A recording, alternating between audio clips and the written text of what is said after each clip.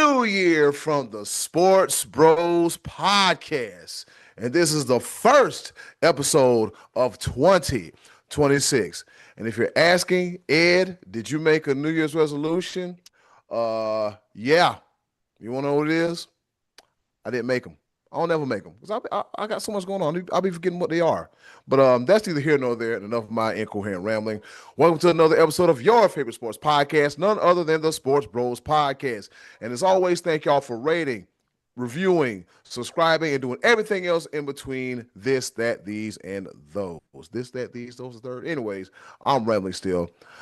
I'm just happy to be back. It's been a long holiday season. It's been a great holiday season. Want to send the condolences out to my family as we laid my Uncle Buddy to rest recently. And it's nothing for us to cry about. He's watching over us and he's in a better place. And so I'll forever have memories of him, his motorcycle, and that wonderful lemon pound cake forever in my heart. And with that being said, I have two of the best coaches in the world. Introducing first, coming to you live from Fayetteville, North Carolina. He is the Almighty B Live. What's happening? What's going on in the world today? I'm going to start off this episode by apologizing to all those that watched and listened to our episode last week because I try to do what Eddie Cool does on a week-to-week basis, and I found out that I am terrible at it. It is not easy trying to produce, direct, and participate in a podcast at the same time. It's hard enough for me trying just to direct this thing, doing all the transitions and what I do over here, trying to focus on the camera and look at it on the computer screen. But here I am rambling in, coming into 2026. But I am excited, bro. 2026 is going to be blockbuster because the way 2025 ended, I know 2026 is going to be something else. And it's going to be something else in a positive manner because I refuse to have it any other way. At this moment in time, now we bring it up to the negative part of the show. Go ahead and introduce the other guy. I mean, the yin to my yang, you know what I'm saying? I'm the positive. Here comes the negative. It's balance. There's balance in these things. The other guy, go ahead and get him into the program, whatnot. Yeah. Hey. New Year, same old B-Live. And introducing the other guy, he is the pride of Washington, Pennsylvania, ladies and gentlemen, with the Sports Bros podcast t-shirt that he made. He is the one, the only, the money man, Scotty D. I can't make you love me if you don't.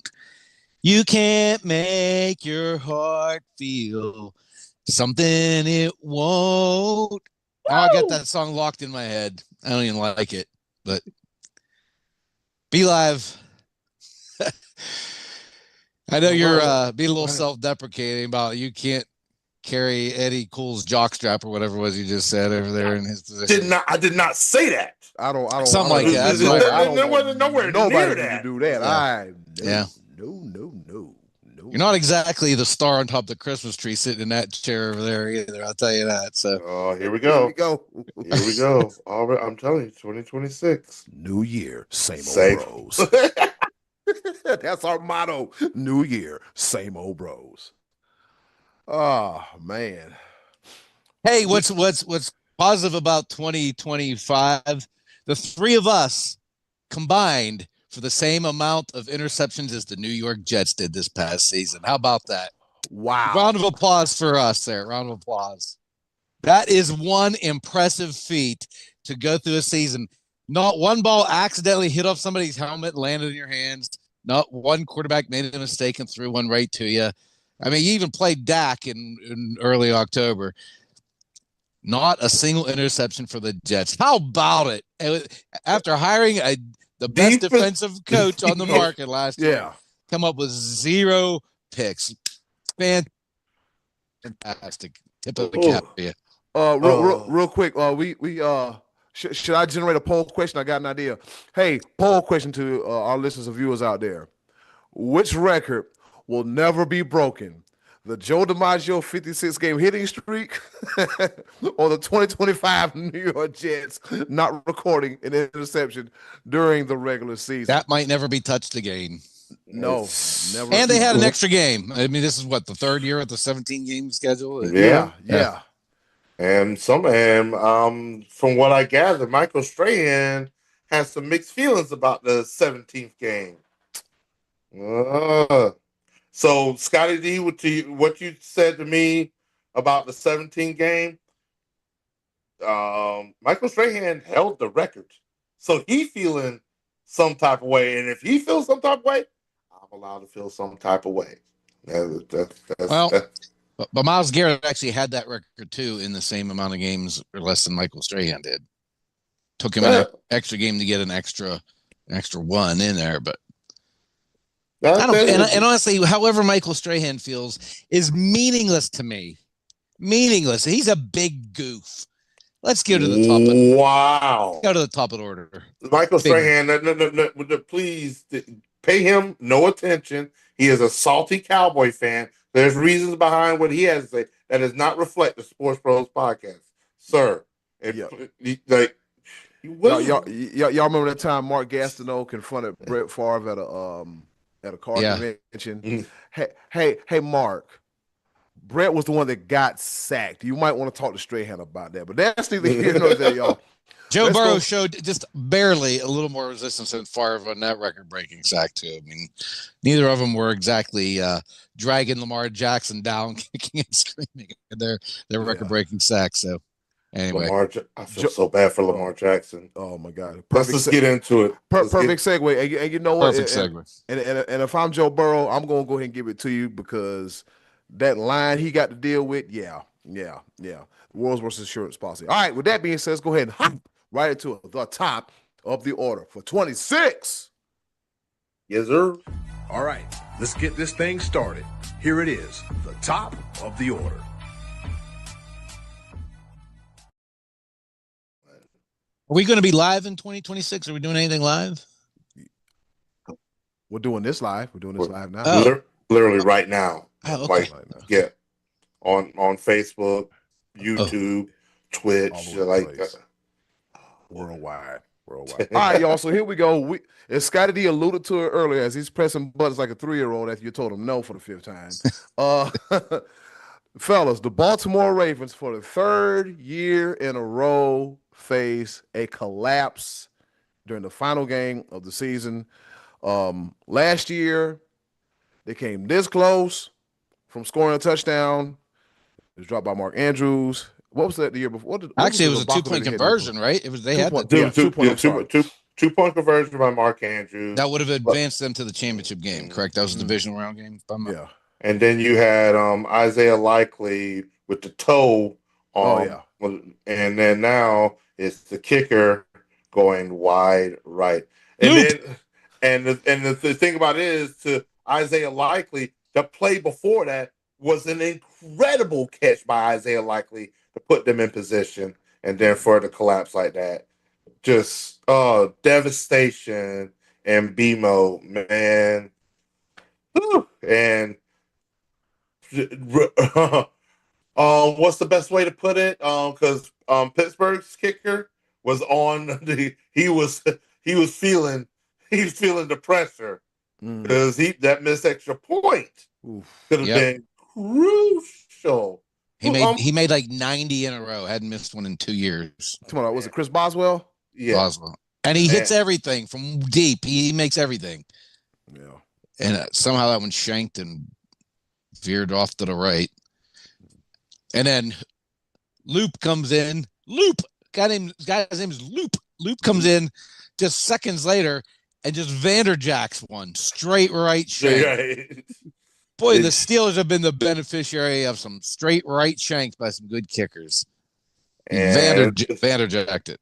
And Tomlin beating chest and blowing kisses. Like, buddy, you better go win the Super Bowl, piling your chips like that. I mean, you got to think about it, fellas. At the beginning of the season, like, you know what? This is the end of the road for the Steelers. And what happens? They prove us wrong. They prove us wrong again. Another double-digit win season. Another above 500. The streak continues on.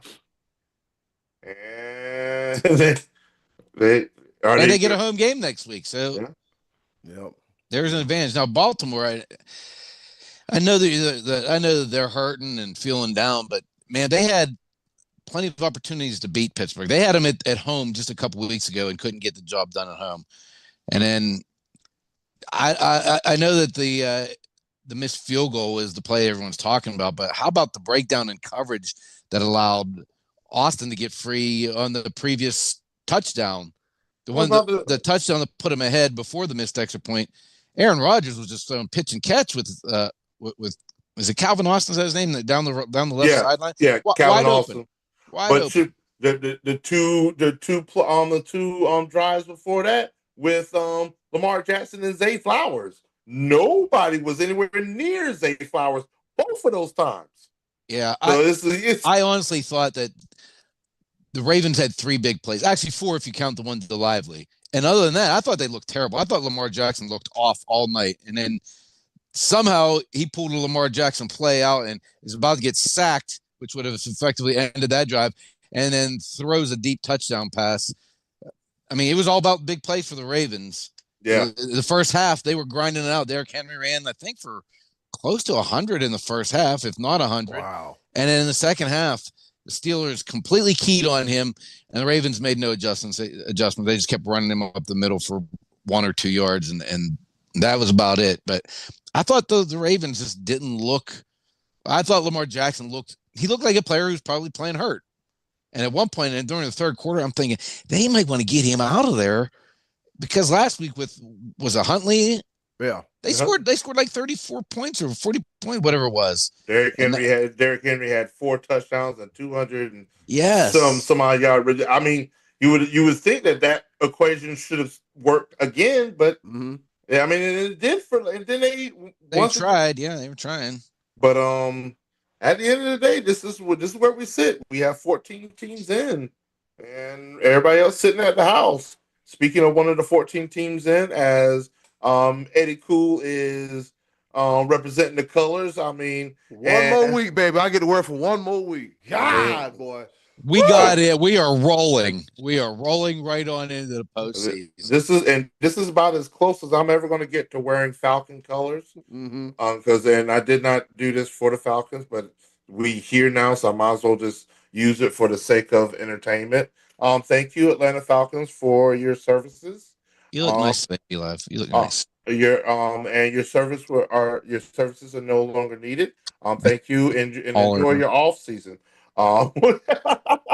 Because boy, did they clean house this morning. I mean, the Falcons, everybody out damn spot. They didn't even wait. No. The head coach and the GM were fired yesterday. Yeah. I think the CEO quit today. They got him up out of there too. I think he quit.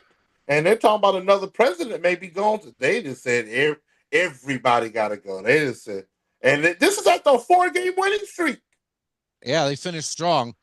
Not strong enough for Arthur Blank. He's in the office with a golf club, just swinging it, swinging that golf club around. Everyone's like, "Get out of here! Let's get out of here!" Arthur Blank's lost it. He's swinging it. He's swinging a driver around in the office. Man, and then I was seeing the clips of Panther fans in Atlanta, which is sacrilegious. But we needed them. Yeah, we needed that. We are rolling like a runaway train into the postseason. Scotty D, we've done this before. We are rolling. No, your team is not in.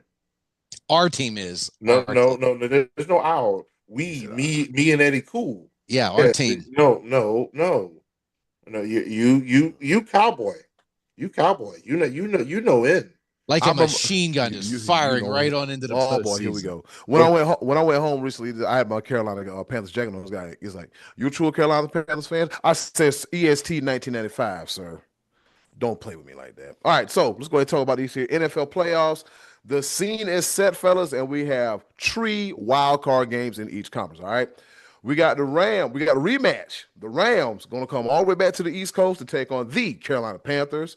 Then we also have another NFC North divisional matchup between the Packers. They're going to be hosted by the Chicago Bears. The 49ers travel to Philly. And over in the AFC, we got Bills, Jaguars, the Chargers at the Patriots, and Texans at Steelers. All right, fellas, who gonna win what? What say you, Scotty D? We going to go in order of when they start. I guess the Panthers and Rams is the first game, right? Yeah, it's 4:30 game. Mm-hmm.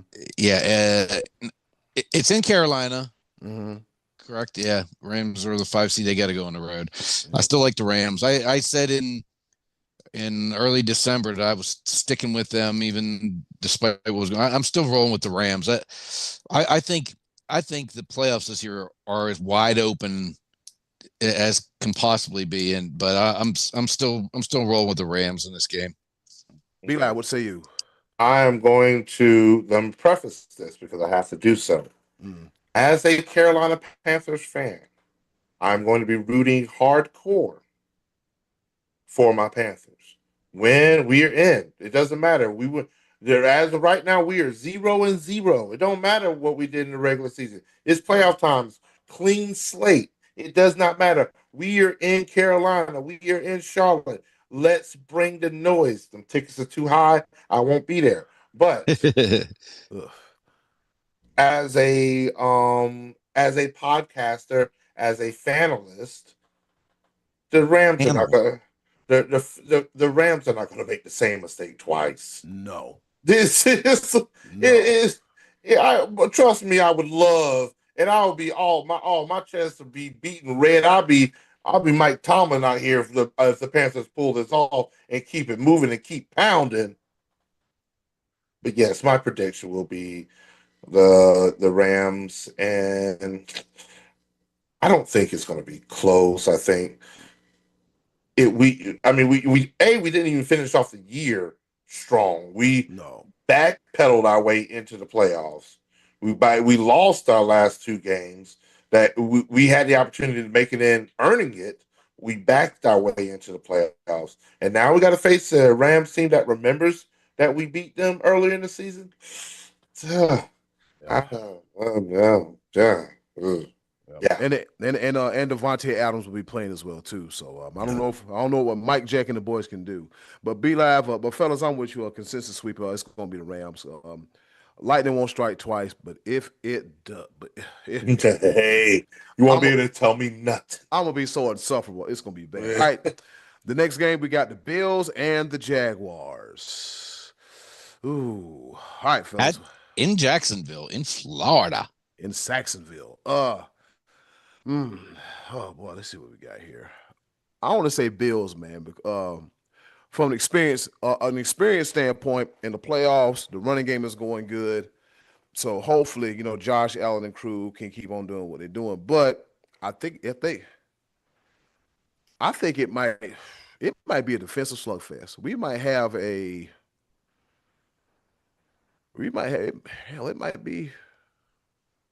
be 13-17. It won't be a high scoring affair. I think that it'll be a slugfest. So I think the Bills will do it. It's gonna be close, but I think the Bills will do it. Scotty D, you? As I look at the AFC, big part of me thinks that the winner of this game is going to the Super Bowl.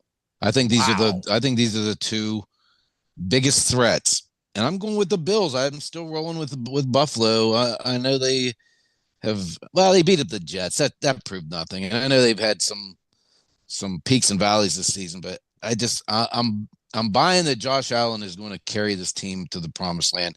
I don't think this Bills team is as good as it was a couple years ago when they played Kansas City, and there's a couple back-to-back years in the playoffs. But I still I think McDermott's a better coach than he was a couple years ago. You learn from mistakes, and I think Josh Allen is going to carry them. And it wouldn't surprise me if Jacksonville would win this game because I think they're legit. I think they're for real. I hate seeing this being a first round matchup, but the cards fell that way, and one of these teams got to go, and I'm picking the Bills. All right, Beli, what say you? This is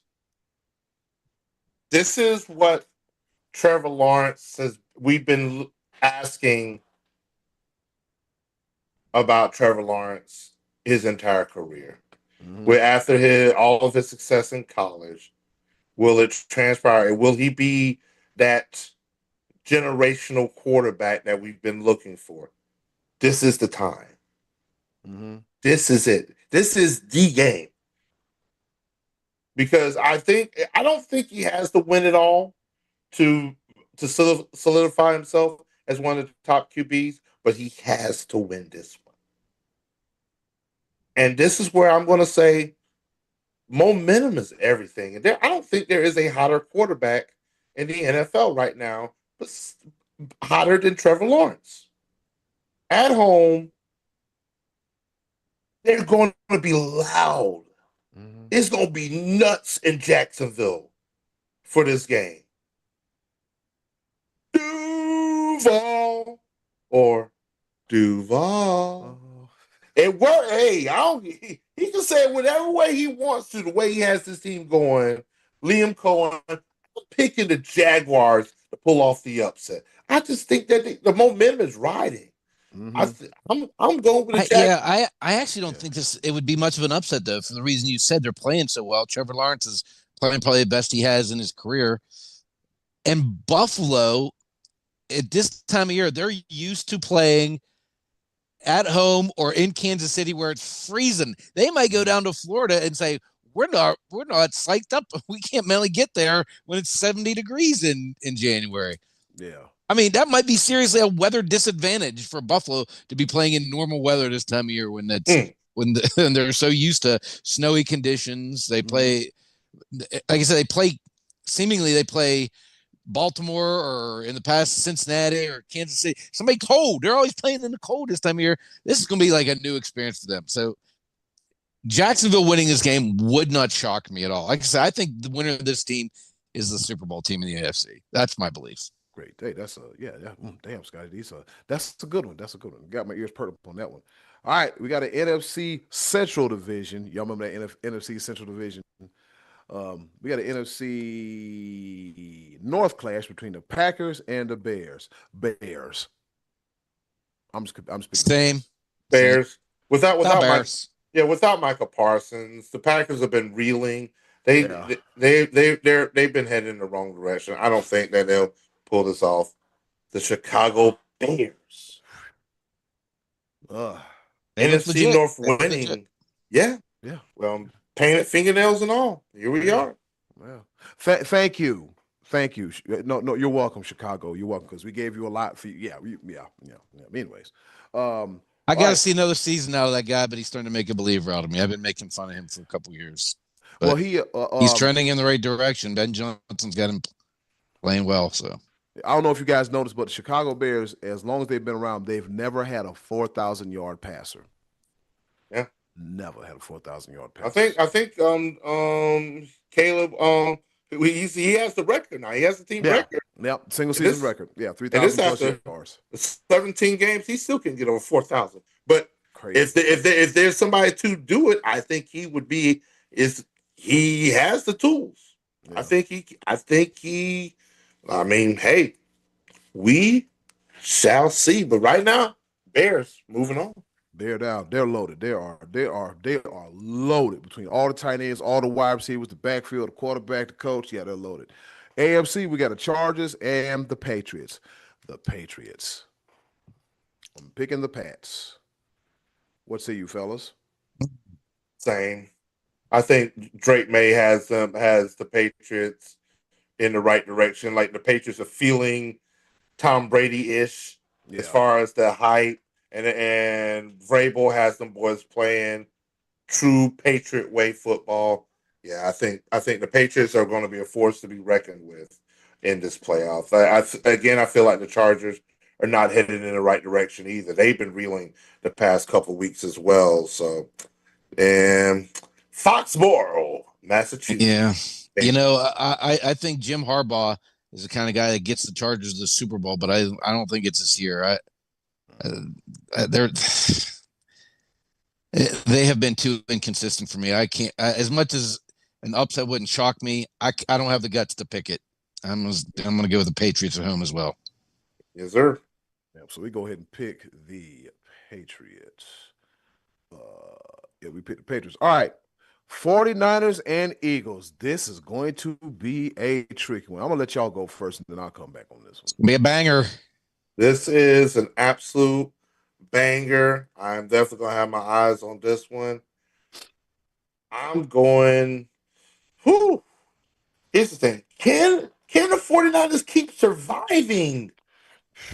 That's the craziest part about it. They just we keep trying to write them off. They're not healthy enough. They're not healthy enough. They're not healthy enough.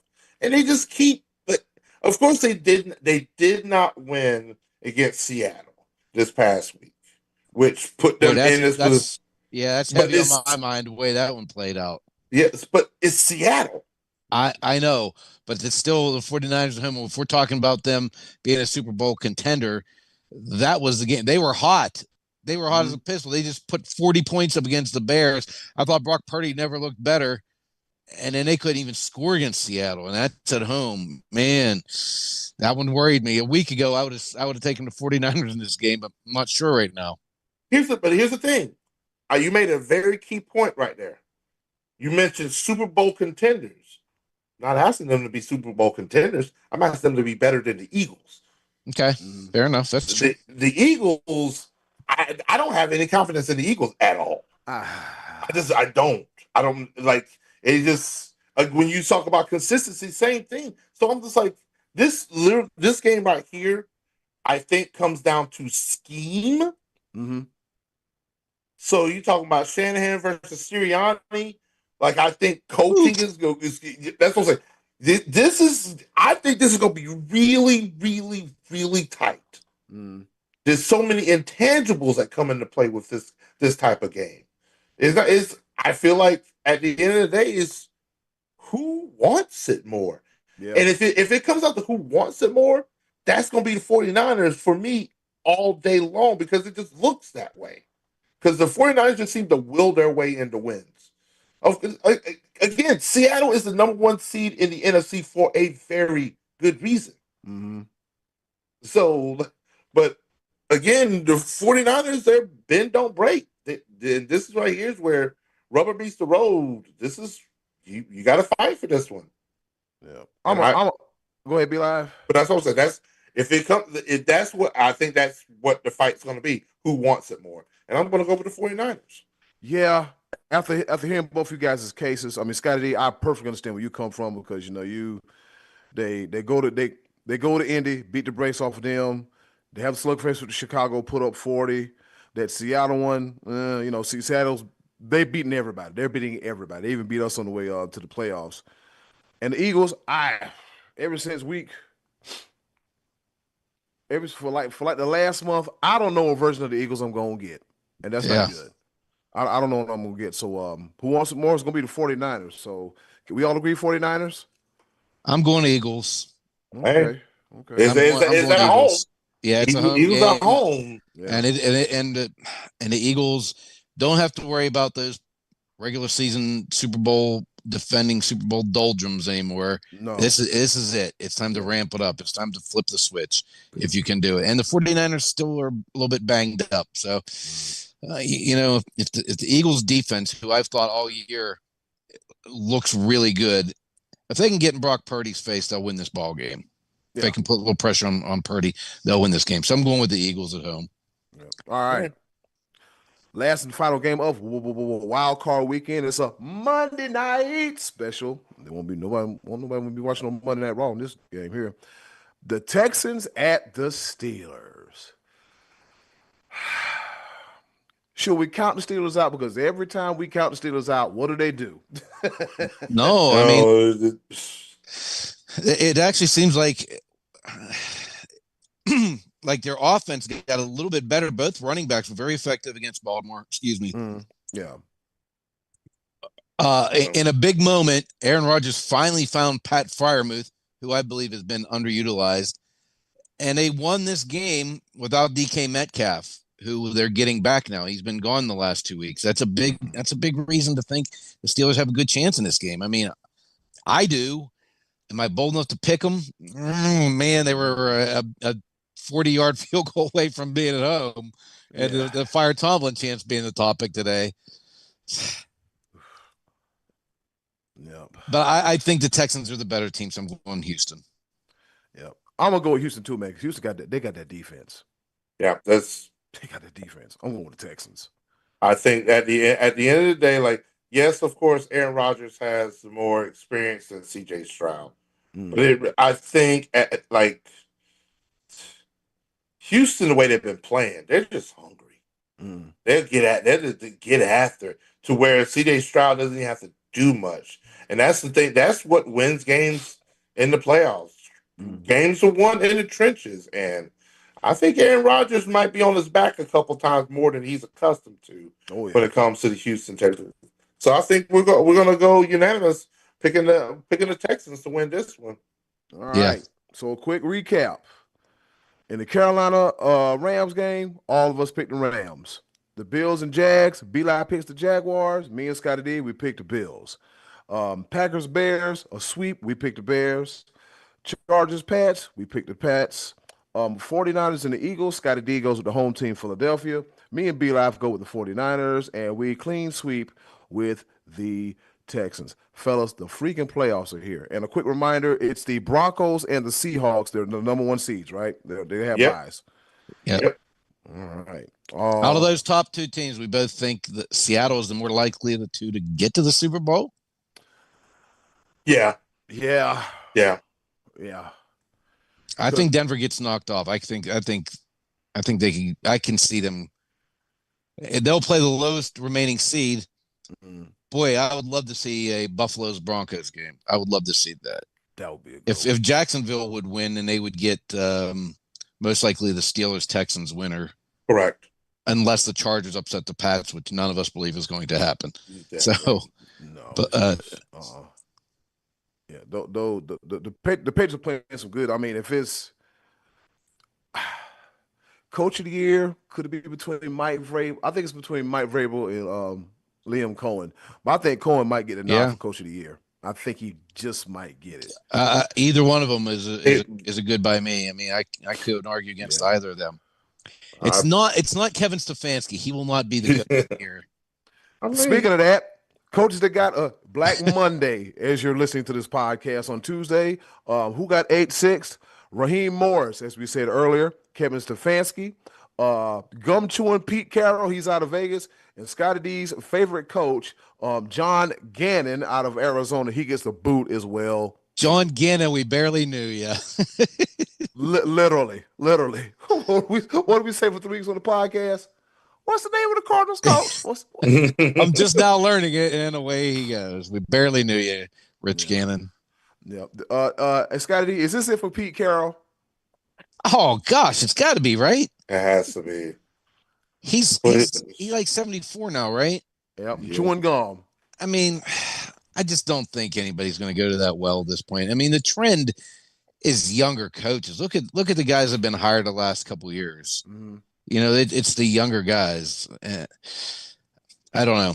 I don't think, and I think younger coaches are going to be the way of getting hired. Although I do think there's a good chance that Stefanski gets hired again in this cycle.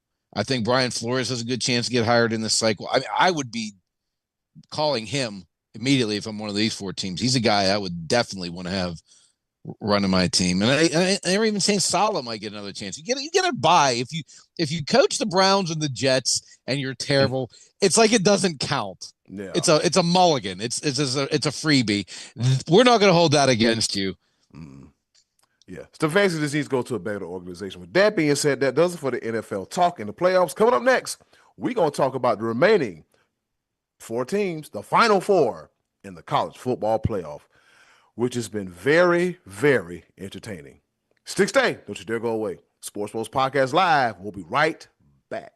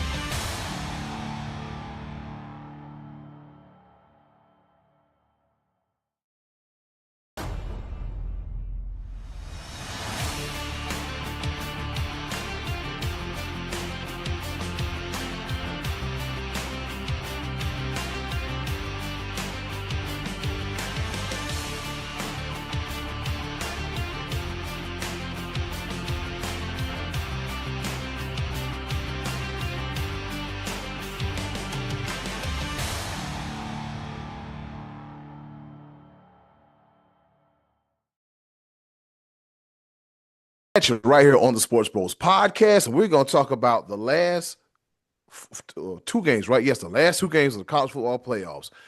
If you have not been watching this specific set of college football playoffs, what you doing? Oh boy, what you doing? This is man, what you doing? It's been pretty good, man. Pretty doggone good. All right. So we got the two semifinal games. We have Oregon versus Indiana and Ole Miss, the running Rebels, the Kiffinless Ole Miss Rebels versus the U, Miami, Florida. Fellas, who you got and why? And I'll be honest with you, I don't think there's no wrong answer. Which game were you asking of? Ole Miss and Oregon. Ole Miss and Miami. Ole Miss and Miami. I'm sorry. Oregon and Indiana. In Indiana. Sorry about that, Scott. Did I say something? No, he wasn't. No, I think you said it right. Yeah, it was. Okay. And here's the thing too. I say Scott D wasn't paying attention. Just it's hard to pay attention to this. Yeah. The reason why I say that is because college football is just the way it's designed, the way it's packaged now. We just don't know. Nope. Because now we're sitting at this is the second year of the 12-team playoff system, which again I've been adamantly against the entire time. Said it's supposed to be at max 8 for various numbers of reasons, and they've come into fruition right now because now it seems like the top 4 seeds can't win. It's crazy. This is that we're 2 years in. The top 4 seeds in the playoffs are now a combined 1-7 in the college football playoff. The only team that has had a first round bye that has won is now Kirk Cignetti and the Indiana Hoosiers. Who would have first of all, who would have put Indiana in this position right now to start with? Mm-mm. And now and now they beat Alabama so bad, we're all questioning what's really going on. Like we're talking about NIL, we're talking about transfer portal, we're talking about blue bloods and all this stuff like that. Indiana has none of that. Their transfer portal rankings for last year, I think they were 22nd. Ole Miss was 3rd, Miami was 4th, and Oregon was 5th, or somewhere in that. They were in the top 5 when it comes to the transfer portal. When it comes to recruiting, Indiana wasn't up there. When it comes to blue blood status, 5 stars or 4 stars, Indiana has none of those. Mm-mm. So how in the heck is Indiana getting it done right now? And on top of that, beating the brakes off of teams. Beating them. They embarrassed Alabama to the point of like, what are we really doing here? Now, do I think they're going to do the same thing against Oregon? Well, they already did earlier in the season. It was closer, but this game has already been played. Now, here's the caveat. Here's where we talk about this. It is hard to beat a good team twice, because Ole Miss just showed that against Georgia. Georgia just showed that against Alabama. Does Oregon have what it takes? I don't think so. I think Indiana's on a different level right now. I think Indiana beat them worse this time than they beat them already in this season. They look really good. And I'm going to say this. When it comes to Miami versus Ole Miss, I have absolutely no idea. Because you have 2 schools. Now, this irritates the crap out of me. Uh-oh. Because it's a conversation. But will Ole Miss be prepared enough for this game? Because not only did they already lose their head coach, which is still a big deal. As much as you hate Lane Kiffin, that's a big deal. Mm-hmm. But now they've also lost several of their assistants because of the way the calendar is set up. The NCAA has to step in and fix this. Right. They have a lot of work. This should not be an issue. You should not be able to hire a coach until the national championship game's played. Whatever the spring calendar is, whatever. You got to fix this somehow, NCAA. Yeah. And you have 4,000 kids in the transfer portal. Do something. Fix it. It's terrible. Like the way things are going right now is how enthusiastic I am about college football. Mm. I'm gonna be hard pressed. Not only is it hard to track when it comes player wise, there's no loyalty. Like this is his fourth school in 4 years. And I got a pepper. We used to say about that. We used to say that about pro sports, and so guess what this is now? This is pro sports. Whenever these guys are, no. This is not pro. Here's the thing, Scott. People like to say that this is not pro sports. When you're paid for something, that makes you professional. But here's the thing: pro sports doesn't even allow you to do what they're doing. In pro sports, you have to sign a contract. These guys just come in 1 year. All right, I'm gonna go somewhere else. 1 year, I'm gonna go somewhere else. This is free agency on steroids. It is free agency. Every year. And it's this. But we've gotten off topic. I pick Indiana over Oregon. And I think the preparedness factor with not having those assistants there. There's a lot of things that go behind the scenes that we don't see when it comes to preparing for a football game, let alone a college playoff semifinal. Not having those assistants there is going to be a big deal. And I think with that, Miami pulls it off. I don't think you could go wrong with either one of these teams winning. And the feel-good story behind both of them. But I think at the end of the day, Miami overcomes what Ole Miss is not able to prepare for when it comes to this college football semifinal. I think they're just going to be a more prepared team, and they're playing hungry. So is Ole Miss. Ole Miss when they beating Georgia was a huge deal, but I think it's that preparedness factor. That's why I picked Miami versus Indiana, and then I think Indiana wins it all. Yeah. Scotty D, what say you? Well, I've been saying all along Oregon's my sleeper team, but the way Indiana won that last game, I just think they're playing too well. So I'm going to also go with Indiana. I'm not sure about this other one. I think I kind of feel like Miami. I like them also. And again, the coaching situation, it has to take a toll at some point. I got to believe.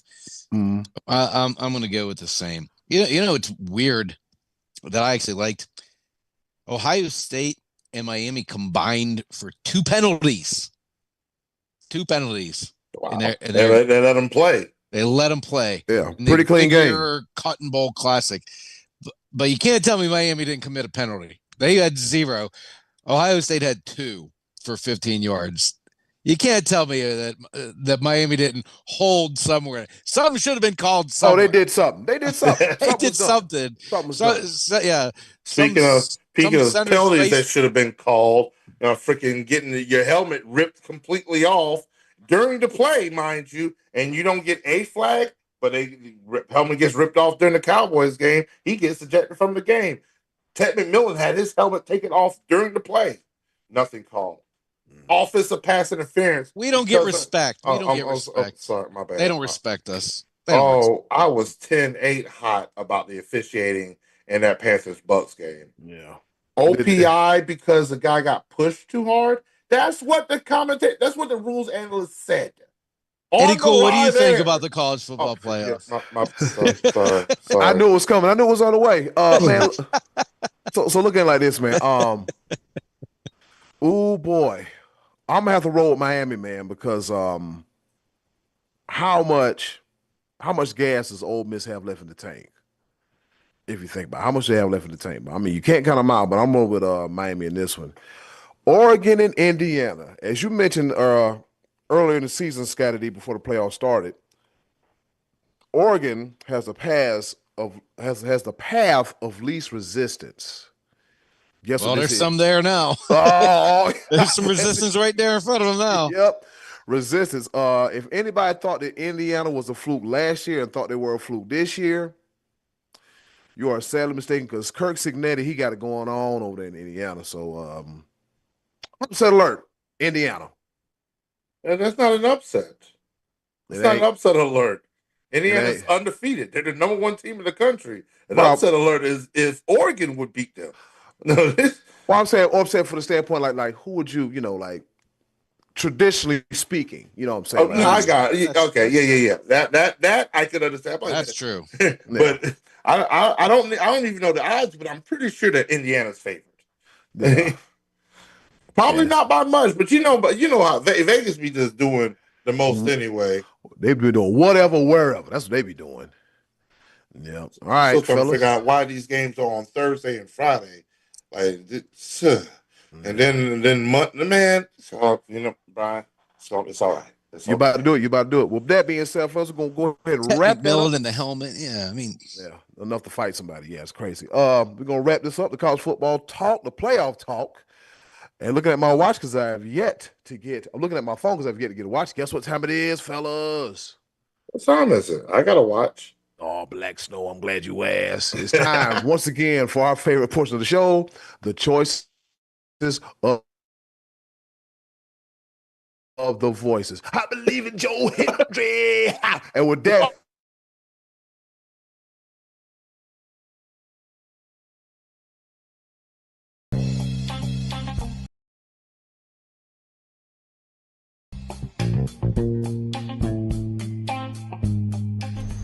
And now, our favorite part of the show, the choices of the voices.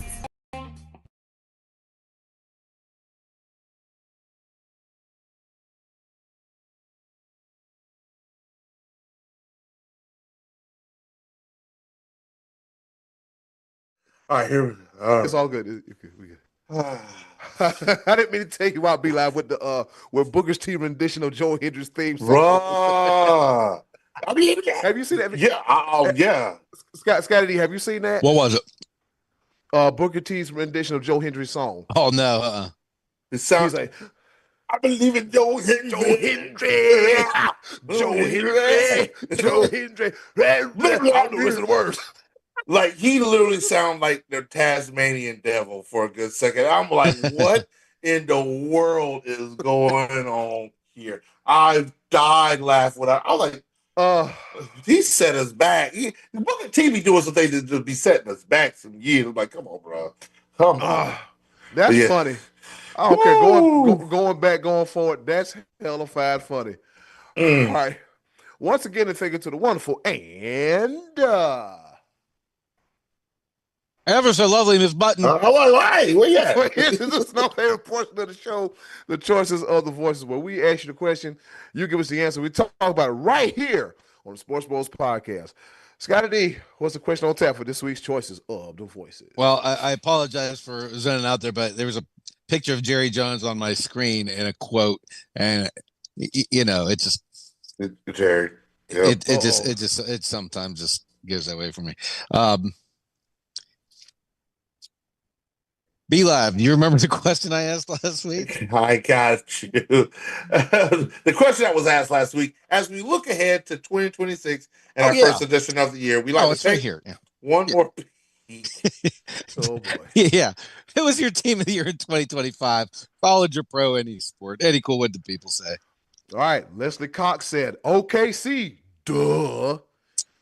Oh, she likes her Thunder. Thunder up. I can tell. Ron Humphrey said, a great season of college hoops. Yep, sure was. Okay. All right. Thank you for chiming in on that. We appreciate that. Yep. Penalty box. I mean, the team of the year for 2025. All of college hoops. Okay. I mean, you could have maybe you could have focused on Florida. I mean, I don't know. That might have helped, but Scotty D gave him a gimme. Scotty D gave him a big old gimme. But you're right, Ron. It was a great season, but you got to give us an answer, partner. All right. I'm going to say the best for last. Tony Bogan, seconds, Leslie Cox answer. He also has the Oklahoma City Thunder. Huh. Yep. And a Hall of Famer, Uncle Max, he says the Indiana Hoosiers in college football. Can't go wrong with that. Now, here's the unfortunate part, Uncle Max. I appreciate the second answer that you've given us, because your first answer was a little bit off. We had a slight discussion, and Uncle Max knows how to use the delete function when it comes to comments. My man. His first answer was, and I believe this is what I believe, the Dream Team. From 2024, the 2024 summer. No. Yeah. It was a summer. It was a 20. He put 2024. I speculated that. I don't think he meant that.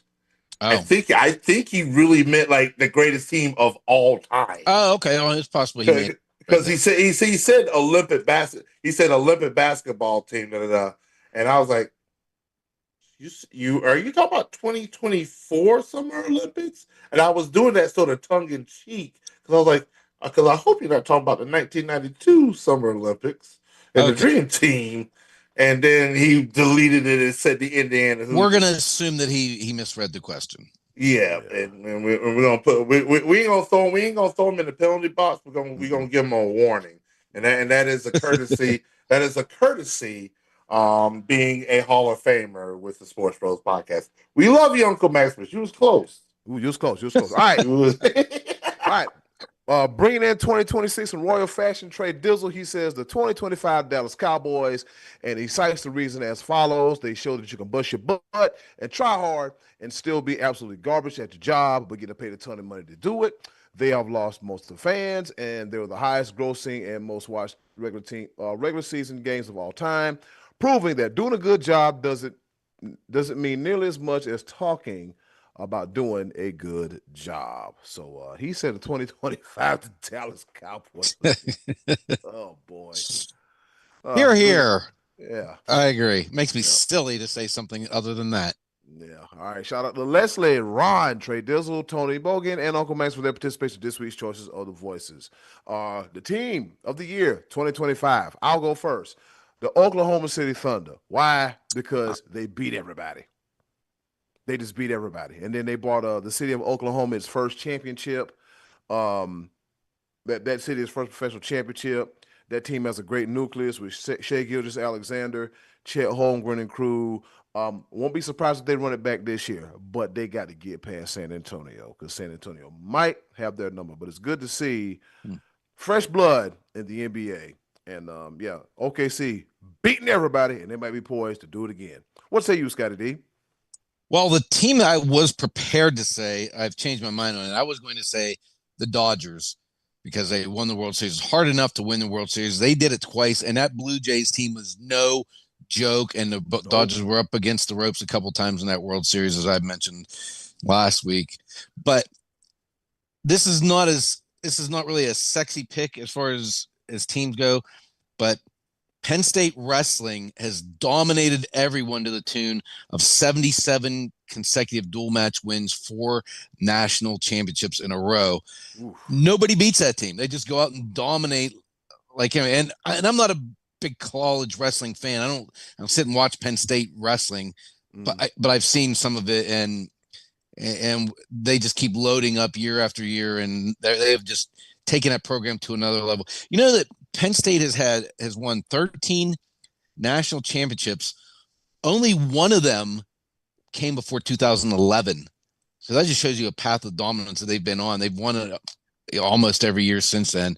Wow. But that team to not have lost a dual match in 77 matches, that's impressive. So I'm going to pick them, but Dodgers, you're the more famous, more sexy pick just because of the World Series repeat. B-Live, you got? Well, the easy answer is the Oklahoma City Thunder. Not only for what they did last year and winning it all, but they're continuing to do that in 2025, going into 2026 with the 30-6 record right now as it stands. So this is not. They're 30-6. Is that right? Yeah, and wow. And that's honestly losing 4 out of the past 10 games. They were running roughshod on these teams again. So they're doing it two separate seasons. So that's the easy answer. But Scotty D, you didn't do it. I'm going to do it. As much as it pains me to say it, It's the Los Angeles Dodgers. And the reason why I say it is because baseball is designed this way. Why not take advantage of the way the system is designed? And they're doing everything within. They say, hey, you know what? Luxury tax, screw it. We'll pay for it. We'll pay for it. We'll build this team. We will get every player out of Japan and just whatever. And that Toronto Blue Jays team was strong. And we literally watched one of the best World Series that we probably have ever seen in our lives. In quite some time. Yeah. So, game 7 extra innings. Not only that, but you can spend as much money as you want to. You still have to produce in the biggest moments, and they did have done that. And yeah, you might hate them because they're like West Coast Yankees buying up a lot of talent, spending a lot of money. But like you said, they're not doing anything that's out of bounds. You're doing what you're supposed to do if you have that kind of money at your disposal. You're supposed to spend it and bloat your payroll if you can do it. The East Coast Yankees and the East Coast Yankees Light did try to do it and failed miserably. Who's the East Coast Yankees Light? The Mets. Oh. Yeah. The Mets spent a crap ton of money this year and nowhere near the result. And the Yankees themselves spent a ton of money and haven't won the World Series since 2009. I mean, they were in it 2 years ago, but spending a lot of money doesn't necessarily buy you a championship in any sport, but it helps in baseball when you have the ability to way overspend if you're a big market. But again, it comes down to getting on the field and doing it, and they do it, man. They do it. So the Dodgers, I give it to them. They're my 2025 team of the year. Honorable mention: the Las Vegas Aces. I got it. And Asia Wilson is goated. I'm sorry, I'm gonna keep saying it until she actually gets the recognition and the popularity and the publicity that she deserves. They're one of the greatest teams that I've never seen. Boy, you wild. You are wild. You are wild. He's one of the greatest teams I've never seen. Ain't she pregnant? Asia Wilson? Yeah. I ain't heard none of that. I don't be getting people personal. Or is her and Bam Adebayo getting married? I think that's what it is. I think it's what it is. I think they're getting married, but again, my bad. I didn't mean to speak out of school, but you know. Get TMZ on the horn. See what's going on here. Yeah. Eddie Cool said that Asia Wilson was pregnant. I'm just saying. My bad. I'm sorry. Hey, if it generates views and likes, that's the way media works these ways. Yeah. Might as well get her hands dirty a little bit to make some money. I can't do that. It's journalistic integrity. What happened to that? Clean out the window. Learn that in school. All right, with that being said, Scotty D, what's on tap for next week's choices of the voices? All right, next week we'll ask you to tell us what postseason NFL mistake screw up stands out in your memory. We are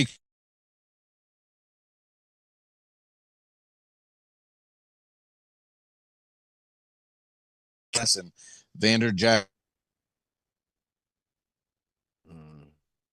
We'll ask you to not go with Super Bowl answers.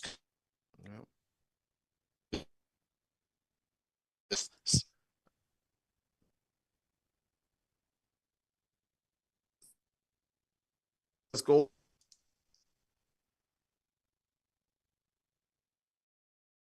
Grinder. Around the Pepper coming at you right here on the Sport.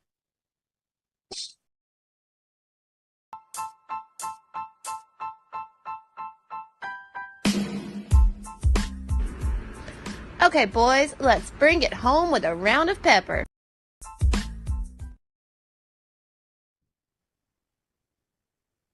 All right.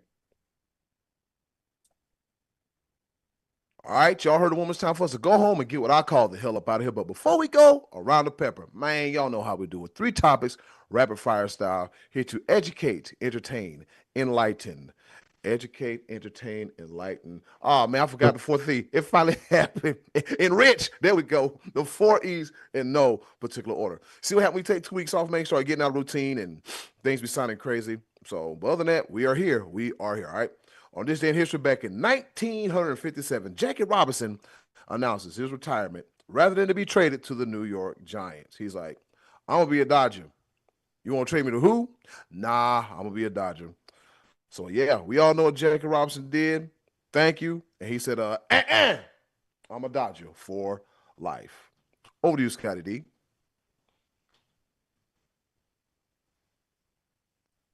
All right, we'll stick with baseball here, but the Blue Jays, who we mentioned before had a great season last year, are getting richer. They have signed Dylan Cease already to add to their pitching riches, and now they have signed the Japanese phenom Kazuma Okamoto. And the reason I mention this is because there was a lot of rumors going on that the Pittsburgh Pirates were in on this guy. No, they weren't. We knew you weren't going to sign this guy. Come on.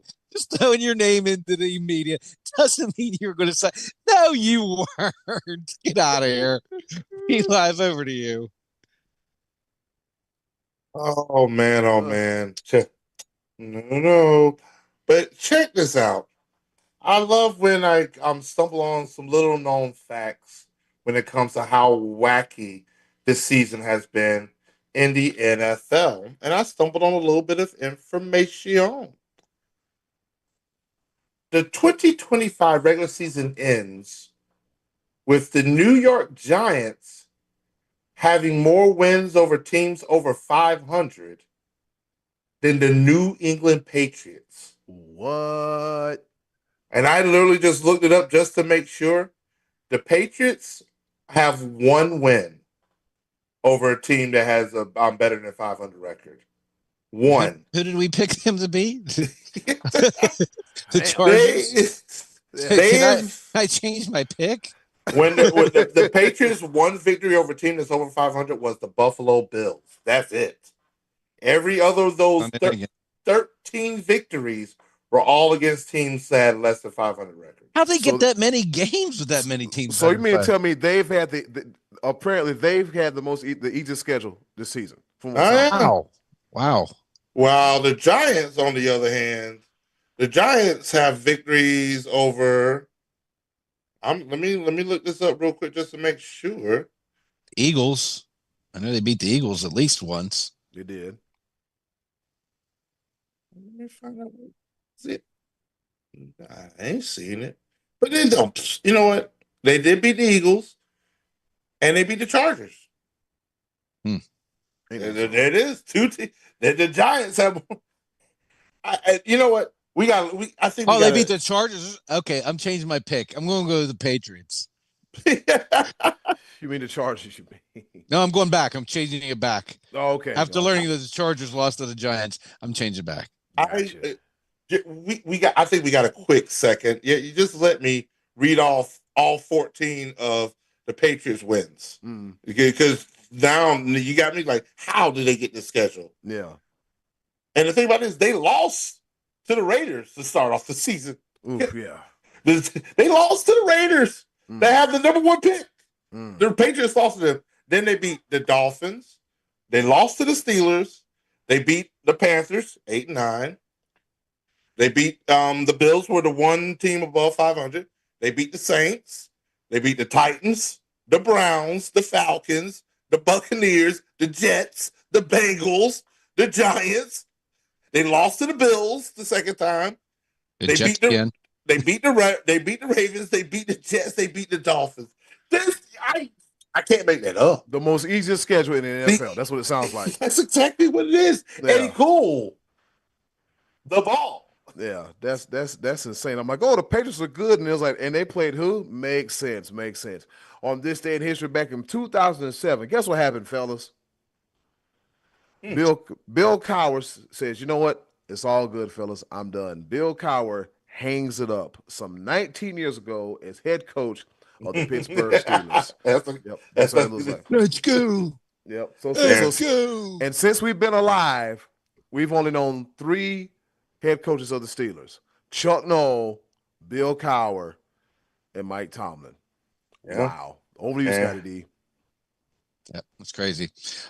So Draymond Green in the last 2 weeks has had 3 ejections, one of which was himself taking himself out of the game.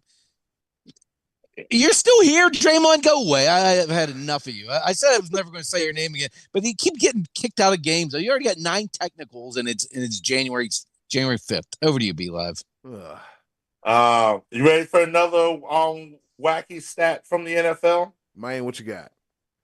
The fewest wins in the NFL this season. The Las Vegas Raiders, we aforementioned, with 3. The New York Jets also with 3. The Arizona Cardinals with 3.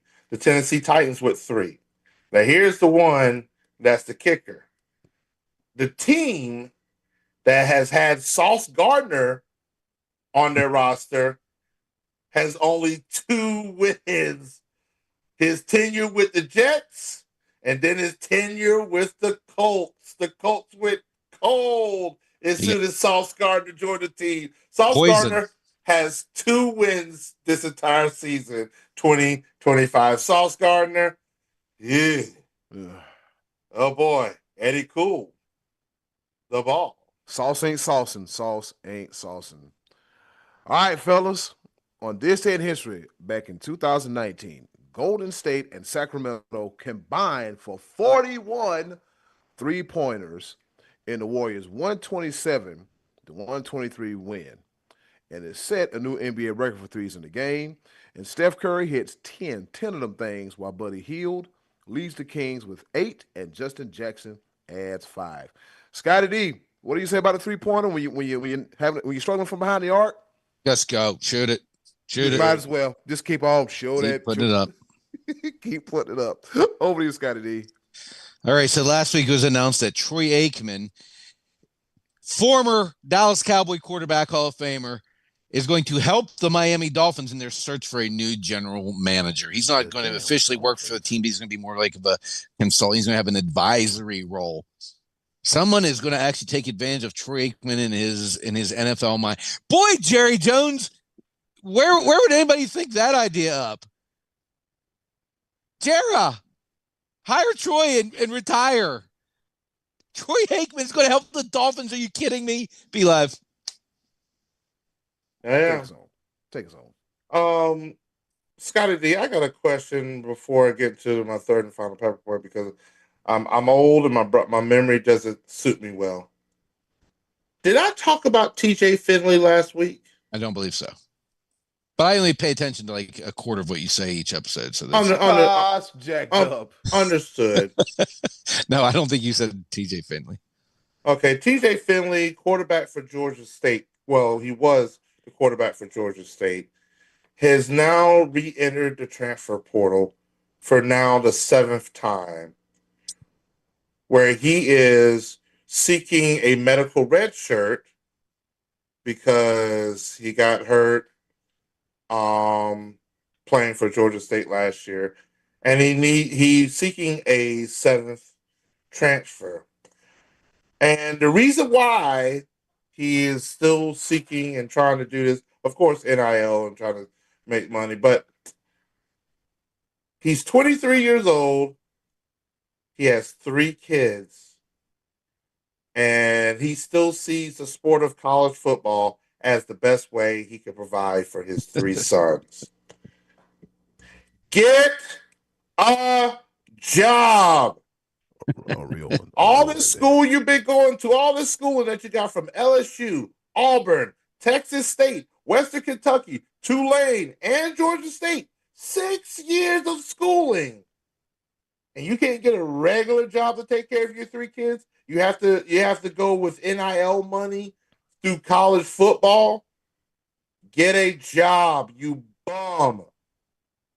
Stop it. 6 years of college and a degree. That strangely sounds like yours truly. Oh, hey, what did I have to do? I had to get a job. Exactly. Yep. Yeah. 3 kids at 23. You weren't doing too much schooling to start with. Keep it in your pants. And then closing, do Okay. something nice for I yourself. said what I If you can't, said. and do something nice for someone else. Don't- They'll greatly appreciate it now more than ever. Continue to be a blessing, not a burden. It's been another episode of your favorite sports podcast for Don't be a 2026 sperm donor. and beyond. This is the Sports Bros podcast. Abstinence. Practice it. Condoms. They still make those too. Be Live, take us home. Yes, sir. We love y'all. Take care. Stop going to bed like a wrestling program on Monday night. Cut it out. Stop it. TJ Finley, get a job. The word of the day, J-O-B. Job. He said, stop going to bed like the Monday Night Wrestling program. We're done. We see y'all next week. Be Live, that was classic. Oh, yes, sir.